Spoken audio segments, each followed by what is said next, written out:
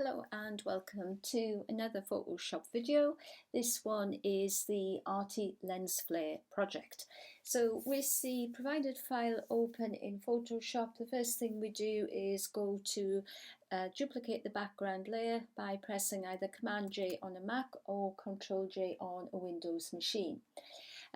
We next need to add the lens flare, so if we go to the filter menu and then choose render and then pick up lens flare. So within the lens flare dialog box we do have various controls, so we can increase or decrease the brightness of the flare by dragging the slider. Around about from between 120 130 works well for this project.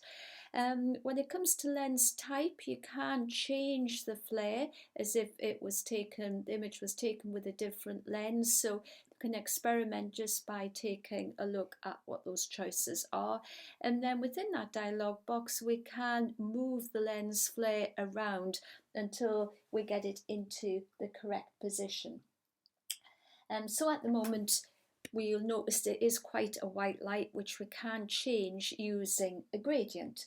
So to access the gradient we can press G on our keyboard and that makes the gradient tool active.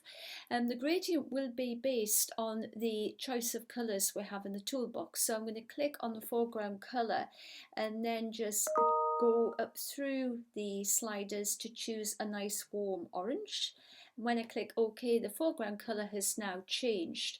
In the gradient editor within Basics, I can choose the gradient foreground to transparent because we don't want a solid gradient right the way through the scene.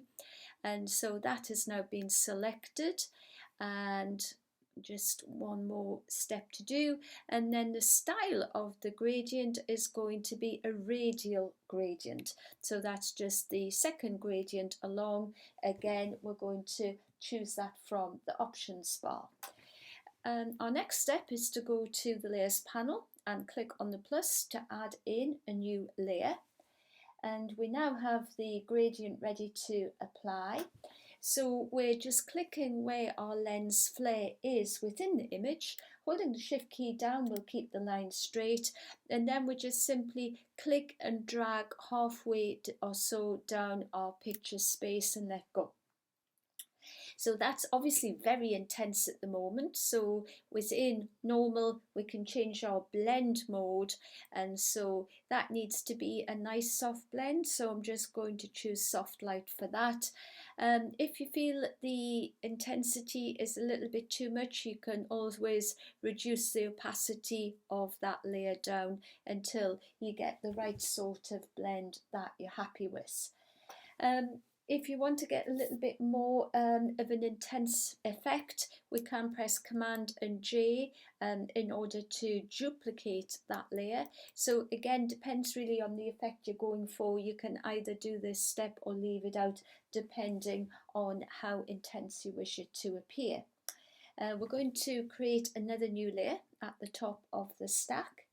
This time our choice of gradient instead of radial is going to be linear. And then we're going to take our gradient from the top right corner diagonally across. So just click and drag, taking it approximately 2/3 of the way across the picture space. And again, change our blending mode in the layers panel. So we just scroll down until we come to soft light once again. And then with that in place, we can just go to our layer menu and flatten the image. So in order to saturate the colours a little bit more, we can go to our new adjustment layer icon and we can pick up a new hue saturation adjustment layer.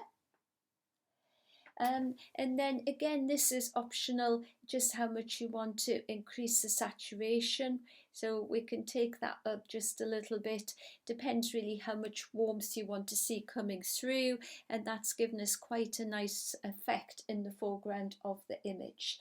And then all we have to do is just go to layer, flatten image, and then we can save that image and apply the techniques to another image perhaps, only you can always choose the foreground colour, so instead of it being orange you could have, perhaps if it was more of a sunset, you could have some warm pinks coming through, or more blues coming through for daylight. So I hope you found this video useful. Thank you for watching.